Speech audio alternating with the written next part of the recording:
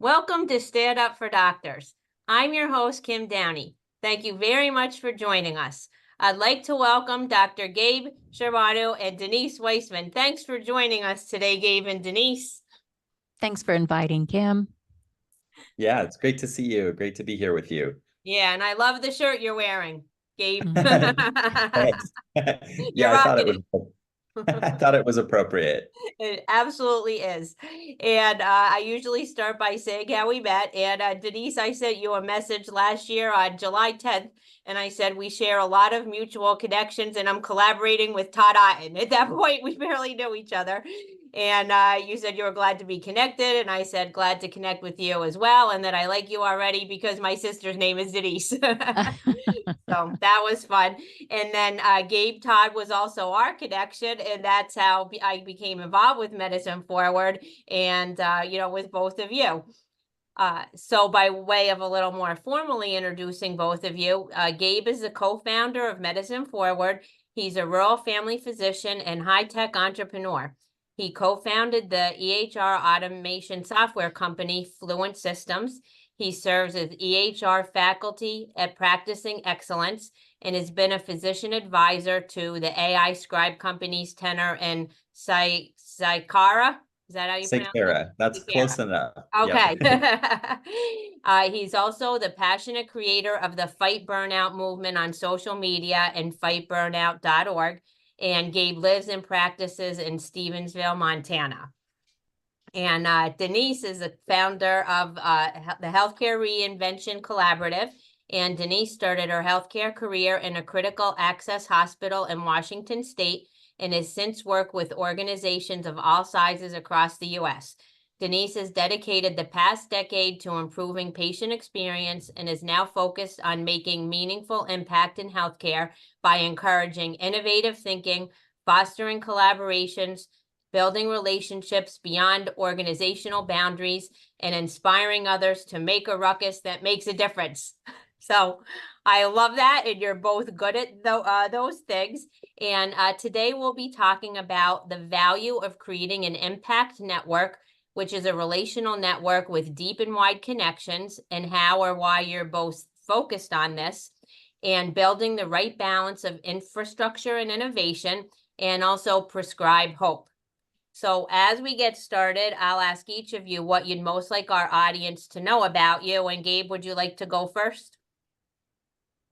Sure, I'd be happy to. So, as far as like what to know about me first, I think what it really boils down to is why I got involved in creating this organization, Medicine Forward, which is that the first part of my intro, first and foremost, I'm a family practice doctor in rural Montana, and I've lived the experience of what it's like to try and take care of patients in the broken healthcare system and feeling immense frustration, both in myself and in my colleagues, and not just frustration, but even distress, and not finding outlets for how you could actually make a difference. So I tried local leadership in our hospital system and felt like I just banged my head into the wall so much.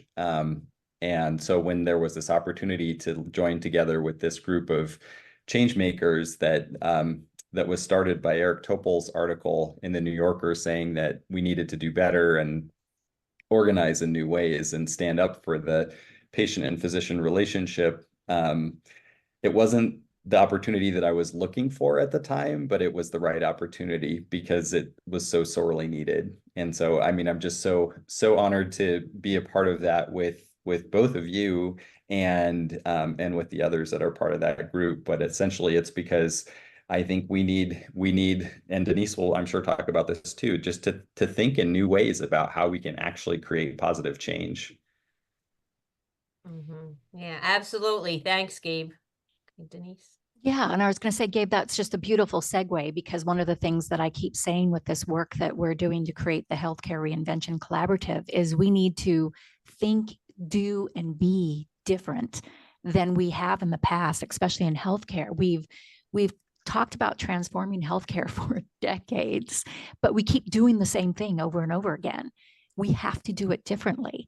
And so that's why the impact networks. So I think, Kim, if you'll allow me, what I would love to share is why I'm so 100% my efforts are going towards this creation of HRC and an impact network. And it's really because of my own story in healthcare. So I've been in healthcare for over 25 years, started as a registered dietitian, worked for a number of years as a dietitian, moved into food service roles within healthcare. So I worked hospital food service director for a number of years, transitioned into healthcare IT, moved then into patient experience, worked with 2 third-party vendors for a number of years before coming back into the nonprofit health sector. I've worked in, my first hospital was a small critical access hospital. My last healthcare system I worked with was a largish healthcare system out here in the Pacific Northwest, 10 hospitals, hundreds of clinics.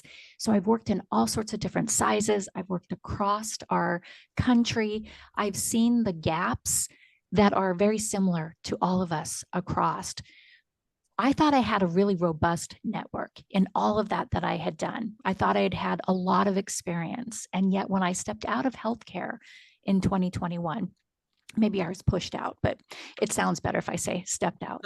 But when I stepped out of healthcare and I decided that what the work I wanted to do was to reach a hand in to help those who are in healthcare, my network grew significantly. Not just, you look at my LinkedIn connections, you see connections. That's not my network. My network are those people who I've met, such as you and Gabe, who I've developed relationships with and who have connected me with other people. And more importantly, with ideas and knowledge I didn't have to begin with. So a network connects you deeply and relationally with people, but it also broadens your perspective, your knowledge, your awareness, and enables you to bring that in, the people and that knowledge, to now have a new way to ideate and then start to work together to collaboratively design and test.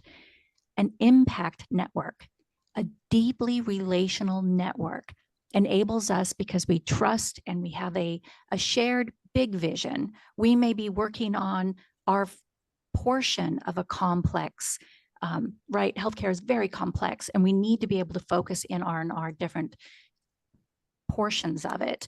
But we've got that shared ultimate vision, and we can only do so when we do so together, you know? And so this network, through Gabe, I've met all sorts of people. Kim, you are a master at connecting, and your way of connecting is relational, and you should know so-and-so because, and that's what we need. And so that's really what I'm working on. There's a lot more to talk about it in regards to an impact network, but fundamentally, it's all of us coming together in strong relationship, working towards a common shared vision. I love that. And we'll go right to Gabe. But what I love too is, so we're all on the traction team for Medicine Forward, and each of us, you know, have different backgrounds, different experiences, different titles, and we even think differently, right? As a group, each one of us, and that adds a richness. And then when we introduce each other to other people and other organizations, and it's really been just in the last year, right? It's really been amazing to watch. So go ahead, Gabe. Yeah, well, I think so too.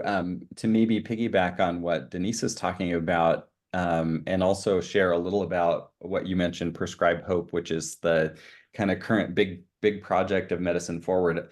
Part of the idea of an impact network is that you bring these people together across traditional boundaries and increase these relationships and the strength of them, but also it's so that you can create some action that's meaningful.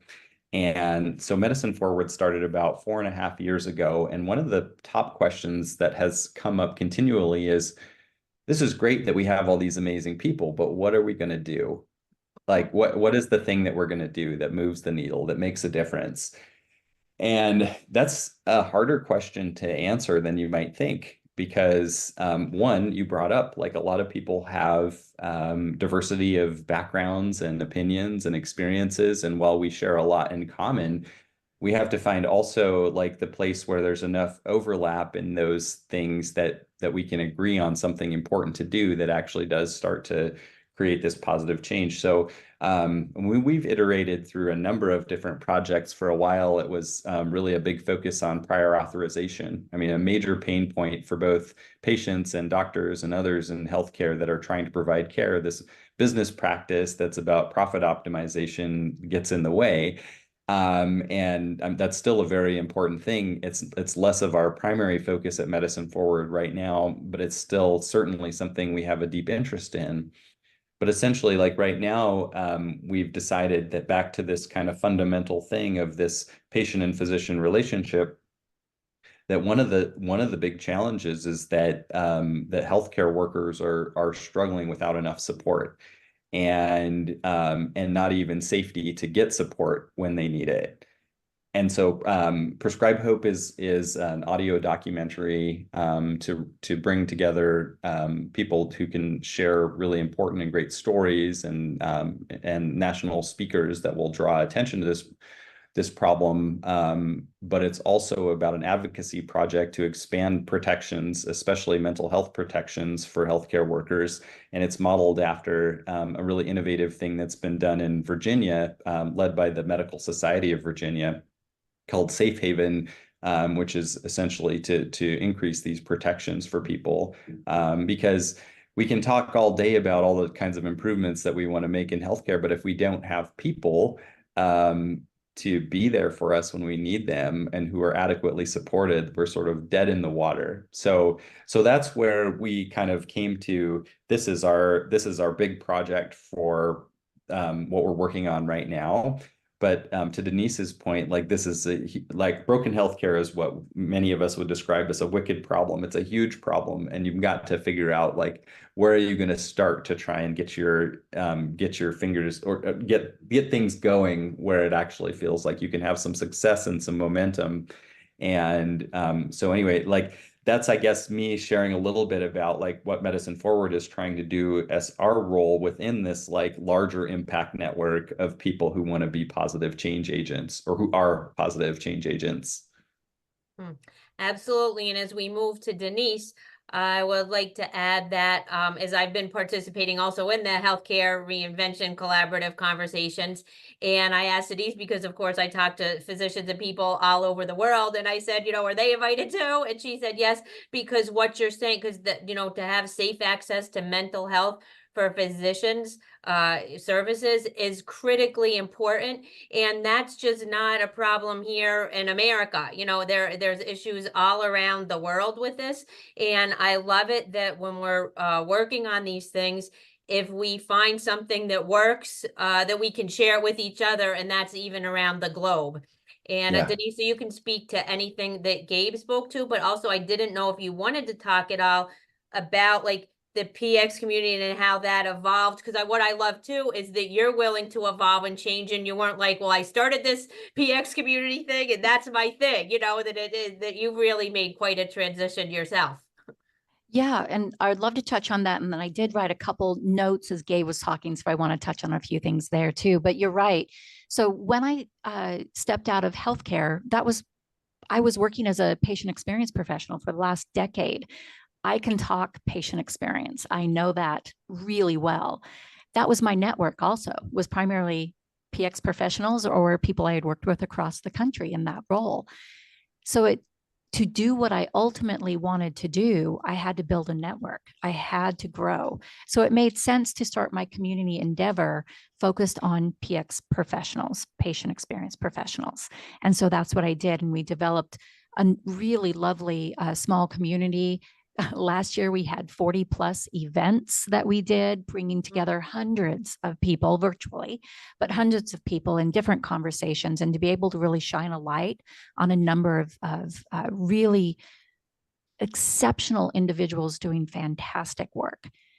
And I had the tagline of make a ruckus that makes a difference, because I knew that the way that we've been doing patient experience for far too long, we've got to do it differently. And so ultimately what I wanted to do is what I'm stepping into now, but I had to build that foundation. I had to find the innovators and change agents who would be all in to do this with me, because HRC is not going to be built by me. It's going to be built by us, a collective of individuals coming together. I love, Gabe, when you talk about prescribe hope, one of the things that I love the most in that is that word hope, because it's felt for so long that there has not been hope. If you read on LinkedIn, it sounds very, the world is tumbling, it's all just awful out here in the healthcare world, and there are issues, and we need hope. And there is hope. And so I really appreciate that the prescribe hope has that core word. I think it's so important. You also mentioned the business side of healthcare and I joined the Patient Revolution as a fellow, and they talk about the industrialization of healthcare. And healthcare really has become very profit focused, even on the nonprofit side. There are people making far too much money and individuals who have no access to healthcare. That balance is wrong. And so we need to tip that and shift. And that is one of the fundamental things about our current way of doing healthcare in our society that needs to shift. And then in regards to HRC, where I love that Medicine Forward is taking action, because that's one of the things we talk a lot, we need to act. And we talked quite a bit in regards to what HRC was going to be. And what we've really decided is we are the connectors, the conveners, the conduit that pulls together innovators and change agents. HRC itself is not going to reinvent healthcare. HRC is going to enable the innovators and the change agents, those networks that we're connecting and helping to facilitate the knowledge share and the awareness of each other. We're going to help them reinvent healthcare. That's our primary objective, is really to be the convener, the conduit, not the action takers. Now, individual members of HRC may be involved in an action, but HRC itself is going to really focus on being that network of networks to be able to shine a light and bring together those who are going to reinvent healthcare. I love that. And we'll share links for whatever you want me to share for you, both individually and Medicine Forward and the Healthcare Reinvention Collaborative. And I have to add, Denise, that I too love hope, because to me, that's critical. Like, I feel like physicians need to have hope, right? And patients need to have hope, like everybody, and nurses, we all need to have hope to move forward, or it's pretty discouraging. And that's why even like the name, both of the names, right? Medicine Forward, right? We're moving medicine forward, and healthcare reinvention. Those are the things that we're doing. So even I think the names really speak to that. So Gabe, whatever you'd like to say based on what Denise just said. And also I know you wanted to talk about like building the right balance of infrastructure and innovation. Yes, definitely. So the first thing is to kind of piggyback on this idea of like why hope is so important. I mean, there's the idea of hope that doesn't mean something, but then there's also the idea of hope that you can believe it because there's trust, because you trust the people that are working on something, and you see that there's actual change happening. And I think there just isn't enough of that in healthcare. There's a lot of us that have a learned helplessness and a feeling of disillusionment.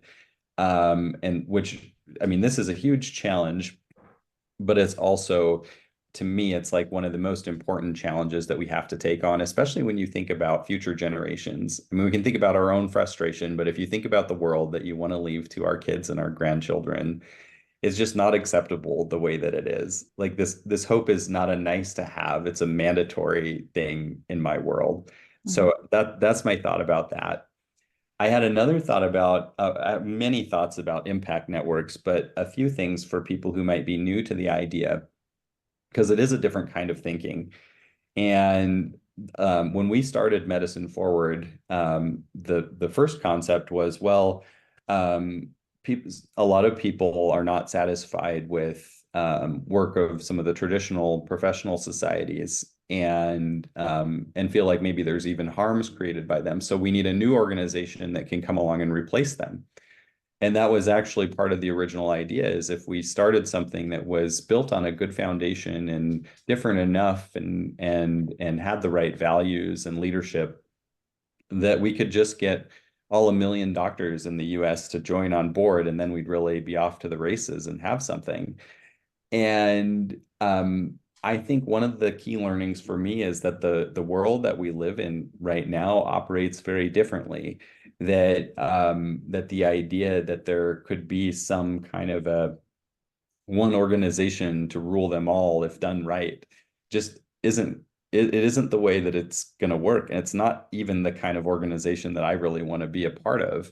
And so this is much more of a, people use the word decentralized. It's much more of a decentralized concept, that there is not like a singular organization or group that gets too much power or has too much say, but it's a highly collaborative and a way to bring together the natural diversity of our population.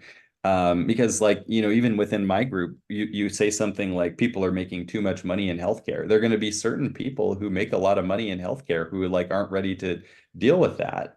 But it is an important part of the conversation. And so like this diversity of bringing all these different interesting kinds of stakeholders together is incredibly important. And that's what excites me about working with Denise and about this concept of the Reinvention Collaborative and the impact networks, and continuing to like find the other people who are out there who are wanting to and actively building disruptive things to the status quo, in a positive way. I think that's really key.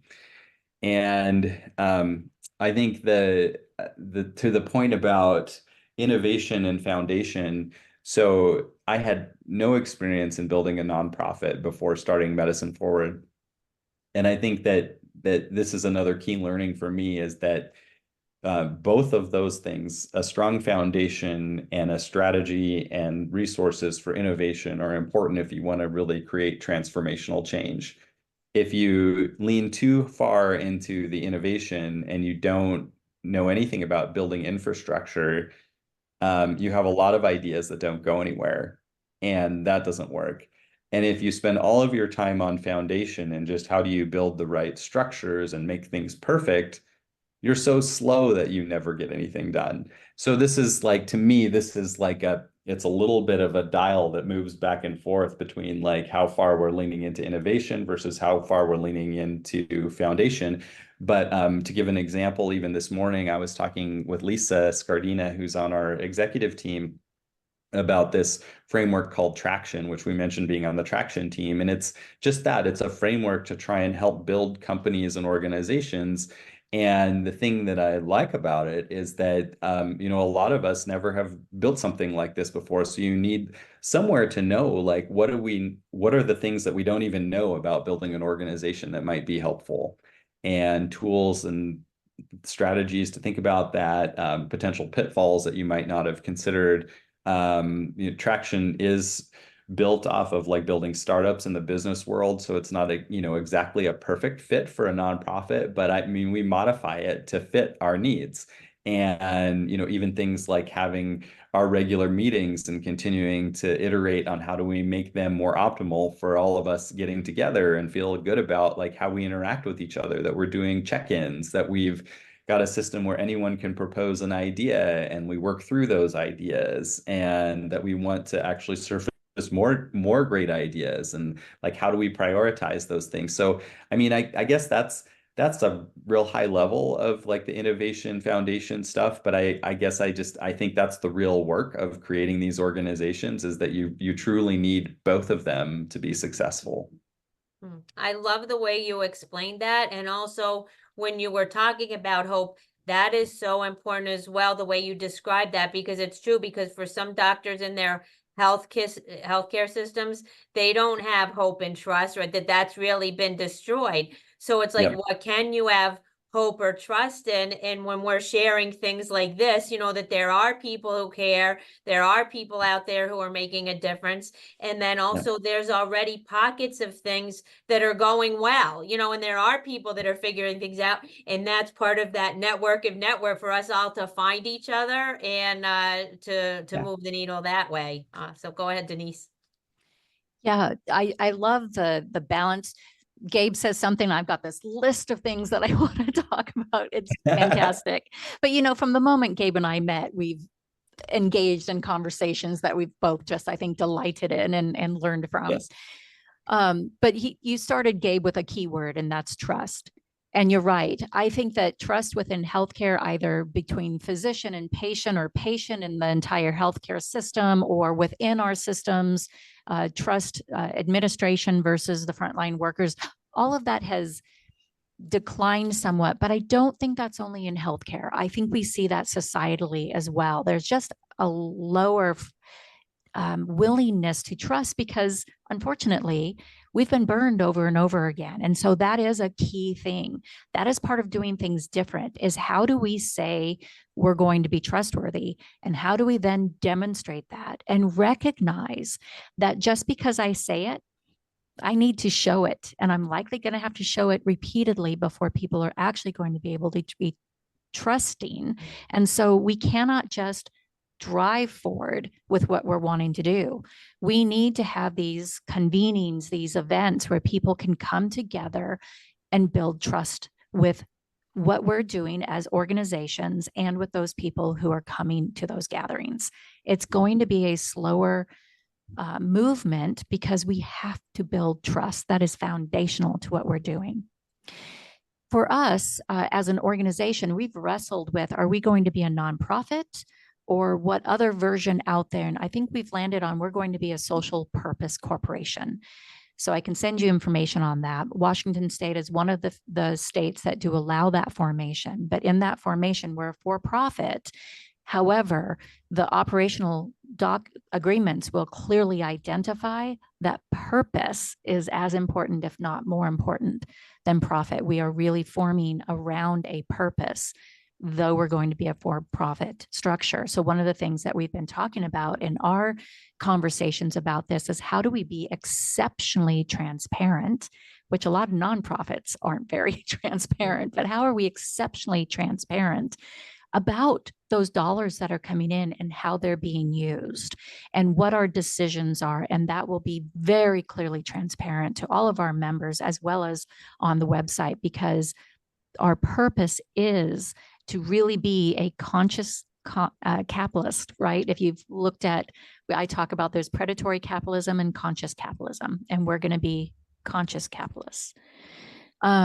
Golly, there's so much else to talk about here, but I'm watching the click down. One of the things, Gabe, that you had talked about was that balance of structure and being able to innovate or move forward. And we're really leaning into MVP, minimally viable product. Yep. Being able to look at this and say, okay, if we do this, is it going to cause harm? And if not, and we feel like it's the right thing to do, and we can start with a small test of change and learn from it, let's do it. And so that's what we're embracing, is how do we do that? And that's part of that transparency as well, being able to tell people, we're going to try this. We're not sure what's going to happen. We're going to give it a try. Give us your feedback and work with us as we iterate. And so we'll be very clear that with our offerings, it's not perfect. It's not meant to be perfect yet. It's meant to be explorative.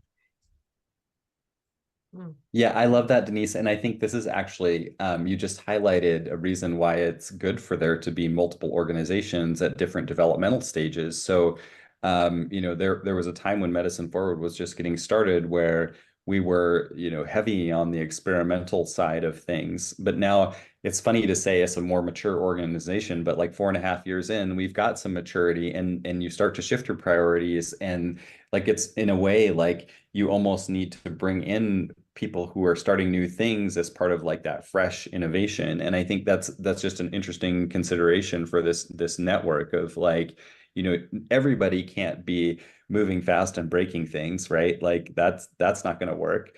But we also don't want to go too slow. And I think as you were describing this, like it's going to take some time process.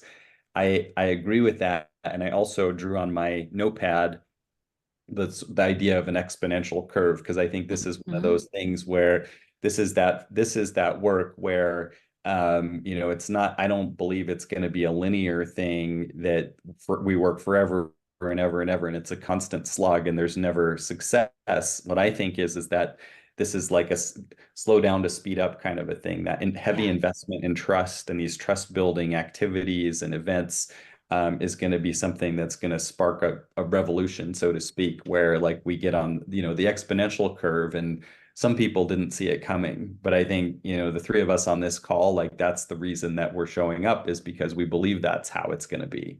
Yeah. And it's like James Clear's 1% better, right? At first, you're not going to see that you're actually making movement unless you're Yeah. carefully observing and celebrating those small milestones. But 1% better day after day after day gets to that tipping point, and then it just skyrockets. And it's also the thought about building a movement. You've got to draw those to you first who totally get it and are really in it. You don't want to waste your time trying to convince people, but instead say, here's what we're doing. Are you in? Great. We've got the space for you. And then that will be a tipping point as well once you grow and develop. So I think you're totally right, Gabe, that it's slow in the beginning, but it's going to launch really quickly if we do it the right way with integrity and Yeah. authenticity. Yeah.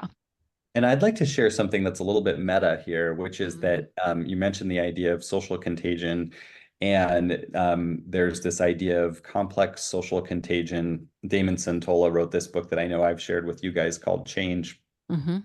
He he's a brilliant social scientist who studied how complex social movements happen. And one of the things is about building stronger and wider connections, which you actually led this conversation with. But part of that, so you can think of this conversation the three of us are having right now as part of that type of activity. So Denise, you started the PX community that's now the HRC, and you're leading that.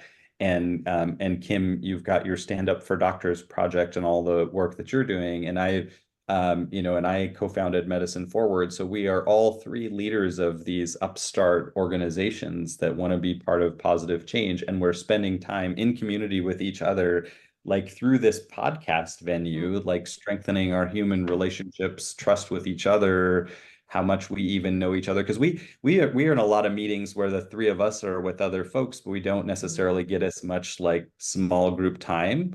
And so like I consider this very thing we're doing part of the building wide bridges of connection between groups of change agents. And so like not only are we talking about it, we're actually actively doing the thing that we're talking about that's important. And I would love to inspire other people who might be listening to this to think about like, what does that mean for me? What other conversation with like two other folks who inspire me might be beneficial to have for my part where I fit in this puzzle. I love that. Definitely. You're exactly right. And when I've been pairing people up, for these episodes, they found the same thing. And it's been some beautiful pairings, and just it helps them, the two people, even if nobody else ever saw it, right? It helps them. Yep. But then, yeah, but then everybody that watches it, I fully understand what you're saying. And Yep. thank you very much. As we wind down, did you have any top tips for your colleagues, from seasoned professionals to medical students, or even those considering med school? Oh, that's for me. Okay. Top tips. Yes, one is don't stay stuck. I was stuck for a really long time feeling like I couldn't do anything to create change. And I told the story of, how Medicine Forward and some of these other things have been part of my restoring of sanity. But I also, I guess I would like to challenge others who are feeling stuck or burned out. Like, don't stay there. Like if you are stuck and burned out, talk to somebody, a mentor, a friend, anyone. Join us at Medicine Forward. We've got people who would love to talk to you about getting unstuck and figuring out how to take that frustrated energy and channel it into something that's better for you and better for all of us. I think that's, maybe I don't need to share any other tips. I don't want to see people be burned out and feeling hopeless. I think there's a better way. And I think that's fantastic. And when I welcome people to Medicine Forward, I try to find someone that they might like to connect with, right? So then there's those personal connections and that they can have these conversations, and we have open community gatherings every other Monday night. And physicians sometimes are able to share their frustrations there. And it's a group where you can talk about it and feel like somebody's, listening. And that's a fantastic opportunity. Denise, do you have any quick suggestions for patients who wish to support their doctors? Yeah, and I'm going to tag on first to what Gabe was saying, and to anyone who's in healthcare, what I would say is build your network. Recognize you're not alone. It can feel like you are, but if you reach out and you build your network, a deep relational network, you'll have those that you can talk with who will get what you're saying and can help you get over the hard times, help you redirect as needed. And in regards to patients, Kim, to remember, when I first entered healthcare as an early dietitian, I was scared of physicians. That was back in the days when we had to share paper charts. And boy, if they wanted the chart, I handed it over, even if my progress note was not done. I was scared. But you know what? Physicians are people too, people first. Everyone in healthcare is a person. So as a patient, build a relationship. Stop and ask them, hey, how are you doing today? Because it's rare that somebody does that. And so take that moment, build a relationship. Yeah, I love that. That's a perfect way to end this. So I will share all the links that you share with me in our show notes. And I just wanted to thank you again for being my guest today. I think this was a great conversation, and I'm really looking forward to sharing it. And Kim, thank you for everything you do. Yeah. You're truly a connector. It's amazing. I love it. Yeah, I would second that, Kim. And I also want to throw in an apology for the culture of physicians that allows that kind of thing that happened to you too, Denise, because that's the kind of thing that we're hoping to disrupt as well. I mean, that's just, you're absolutely right. We're all people, and we need to build that trust. We need to treat each other that way.